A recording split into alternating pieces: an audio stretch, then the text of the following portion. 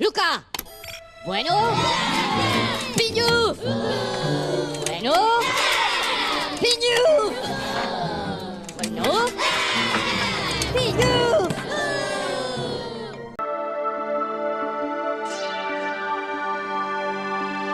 Hey guys, welcome to the Liberal Hive Mind, a channel solely focused on exposing the abundant hypocrisy of the left. You know, you always hear this saying, quote, you don't hate the media enough. And of course it sounds a little bit extreme at first, but when you look around, when you watch the clips, when you're subjected to the truth and you read the headlines, you start to realize, you know, I understand the sentiment. It seems justified because obviously these bad actors in the mainstream media don't just report the news, they manipulate, they censor, they lie by omission, and they seem to do it with a smile on their face or without a care in the world in such nonchalant fashion, and it seems as time goes by, their actions just get worse and worse and it becomes more blatant. They do it in front of our face, all the while pretending to be ethical journalists, professionals. It's such a freaking slap in the face. And now speaking of this track record of unethical deception in the media, I've got the perfect example for you guys today, actually not just one. I've got a whole highlight reel here with one common denominator, a common trend, or I guess a common point, I think highlighting how the media operates like a cartel of information, using dishonest and unethical tactics to protect their narrative and destroy anybody who threatens it. Let me show you guys exactly what's going on here. We got some stuff to get into, so let's roll the tape.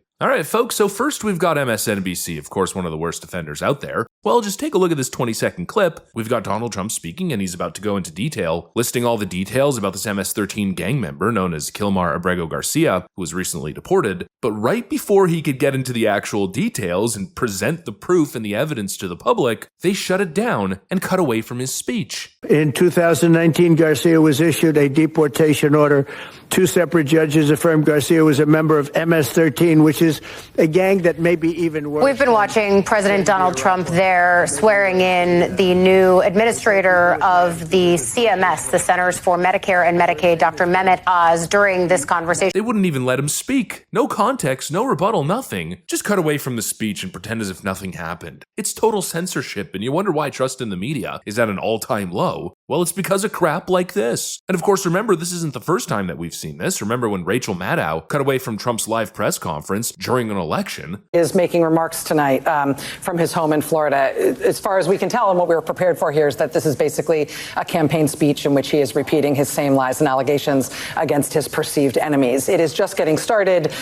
So far, he's just giving his normal list of grievances. We don't consider that necessarily newsworthy, and there's a cost to us as a news organization of knowingly broadcasting untrue things. So our deal with you is that we will monitor these remarks. If he does say anything newsworthy, we will turn them around and report on that right away. But for now, just know that it's happening and we're not taking it. Well, we don't consider that necessarily newsworthy. We were in the middle of an election and the leading presidential candidate was speaking after being charged with 34 felony counts. I mean, at the very least, he deserves the platform to speak for himself and defend against the clear weaponization of justice that he was facing. But no, on MSNBC, that's not the way that it works. Rachel Maddow gets to decide what's newsworthy. She gets to decide in the most manipulative and partisan manner what details are to be shown, because obviously they don't want their bullshit narratives to fall apart. Essentially what they're saying is the direct translation, we don't want you to hear it, we'll just tell you what to think instead. We won't let Donald Trump speak for himself, we'll speak for him. It's all about control. These people clearly don't want you informed, they want you programmed. They want you dependent on their version of the truth. It's why Brian Stelter once famously said, or infamously said, that people need to be protected from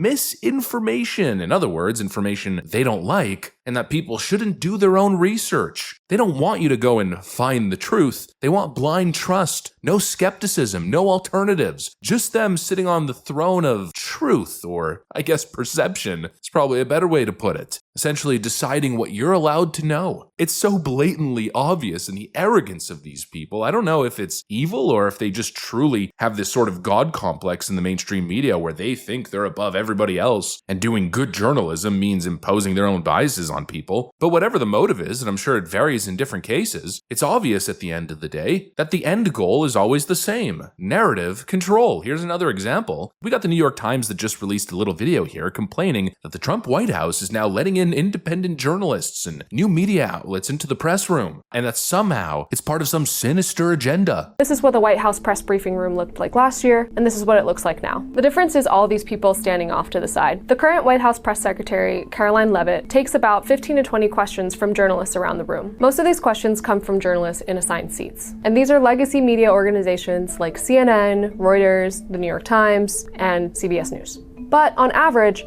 she takes about a quarter of her questions every briefing from people standing on the sidelines, what the Trump administration calls new media. A lot of them frame their questions in favorable terms toward the administration or echo right-wing talking points. Will you guys also consider releasing the president's fitness plan? He actually looks healthier than ever before. I want to talk more about the success that ICE is having. You mentioned not one Democrat senator voted to protect women's sports. It's easy to look at this and say, why does it matter who's sitting where in this room? But this is an opportunity for journalists to question the administration directly on the news events of the day and certain actions and policies. The Trump administration has cited a more fractured media environment as the reason for making all these changes in the press briefing room. But reporters who cover the White House say that all of this has undercut the value of the press briefing room as a space to get real answers to hard-hitting questions and hold the Trump administration accountable. What an absolutely insane video. How awful and unacceptable. A journalist asked a question about the success of ICE raids. The horror. Somehow, according to the New York Times, that's scandalous and unacceptable and an attack on good journalism. Unfrickin' believable. They're calling this propaganda. The White House is bringing in their propaganda agents to ask softball questions. Are you kidding me? What's the idea here? That we're supposed to be offended at any journalist that doesn't engage in 24/7 attacks on the president and his team and gotcha looking for sound bites journalism? In other words, propaganda? Give me a frickin' break. And to be lectured to about this stuff by the same mainstream journalists who for 4 years under Joe Biden never once asked about his health, his mental acuity, his cognitive state. We're supposed to take lecture from you guys on what real journalism is. Give me a frickin' break. They're obviously just pissed that they can't be the information gatekeepers anymore. I mean, to paint this as a bad thing, it's objectively not. It's a good thing. I mean, just visually. There's now more people in the White House press corps than ever before. There's more voices being heard, different perspectives, different questions. And finally, we have an administration that actually answers questions. We're going to pretend as if it was better during the Biden years, where only a select few people were called on, and none of them ever asked any tough questions of an administration that was completely out of control.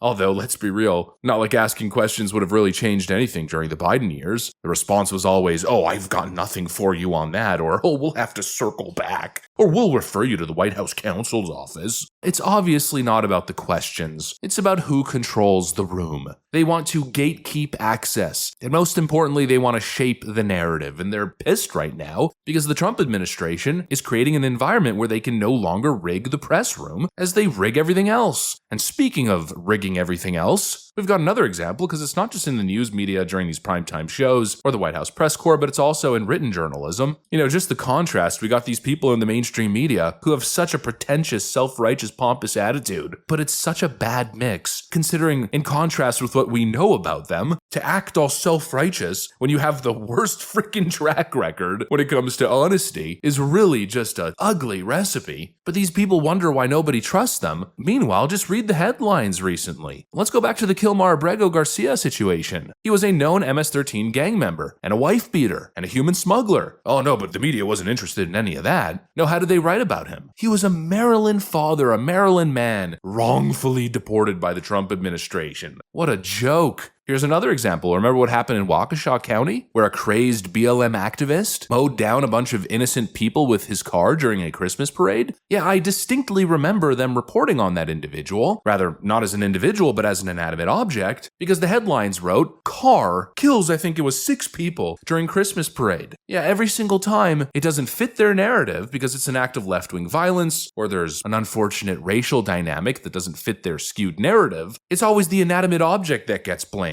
But if it's a white person, of course, or it's somebody who can be even remotely correlated to the right, Well, all of a sudden, it's evil MAGA man, evil white supremacist white male, engages in horrible action. And I'm saying this to kind of lay down the groundwork because I've got another example for you. Right now, as the mainstream media is attempting to derail Donald Trump's immigration record, which is obviously the play right now. That's why Democrats are so focused on this, because it's the strongest thing keeping the White House's approval intact. And so they're doing everything in their power to destroy the White House's public image on this particular issue. But anyways, just look at this. A veteran who's been in the U.S. since he was 4 faces deportation. We'd better read it. Marco opened fire on a house party crowd in Colorado Springs, striking a 19-year-old who was 5 months pregnant at the time. Absolutely wild and inexplicable. Veteran who has been in the US since he was 4 years old faces deportation. Another one of those sob stories, right? We've covered so many of these. He's been here since he's 4. He's a veteran, and now he's being deported. So much for Trump going after only criminals. Then you read past the headline, which of course we know most mainstream media MK Ultra victims don't do. We learn that the guy shot a 19-year-old pregnant woman. Come on. Unfrickin' believable. You see the pattern. They twist everything. They rewrite history. They turn villains into victims. They push this sympathy propaganda in order to manipulate the story and narrative at large. It's manipulative, and frankly, I think it's borderline psychotic. And well, this right here, this is why people say you don't hate the mainstream media enough. Because every single day, pretty much every day at least, they show you exactly who they are. They censor the real news, they cry when they lose narrative control, they attack alternative voices and attempt to shut down dissenting views and independent sources, just like when they were writing all those articles about the dangers of independent media and this right-wing pipeline. Tim Pool and Ben Shapiro turning your kids into Nazis. And all the while, they sanitize evil to protect their own interests and their own political allies. It's not journalism, it's narrative laundering. It's propaganda for the DNC, the deep state, and the neocons. Anyways, that's pretty much what I got for you guys on this one. Hopefully you enjoyed the video. If you did, make sure to leave a like and possibly subscribe. Thanks for watching, and I'll see you on the next one.